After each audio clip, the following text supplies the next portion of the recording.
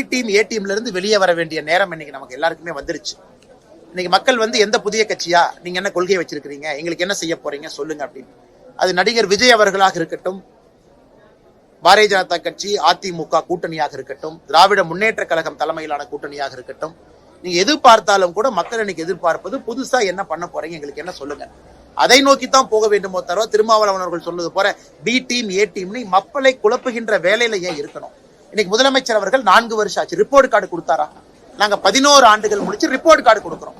நேற்று வானதி சீனிவாசன் அவர்கள் ஈரோட்ல ரிப்போர்ட் கார்டு கொடுத்தாங்க. கோயம்புத்தூர்ல 1 வாரத்துக்கு முன்பு நான் ரிப்போர்ட் கார்டு கொடுத்தோம். மத்திய அரசு சார்பா பாருங்க, இதெல்லாம் நாங்க செஞ்சிருக்கோம். அதே நேரத்தில் நம்முடைய தேர்தல் வாக்குறுதியும் கொடுத்து சொன்னோம். இன்னைக்கு 511 தேர்தல் வாக்குறுதி கொடுத்திருக்கக்கூடிய முதலமைச்சர் அவர்கள் 4 ஆண்டுகள் முடிச்சிருச்சு, ரிப்போர்ட் கார்டு கொடுக்கட்டும்.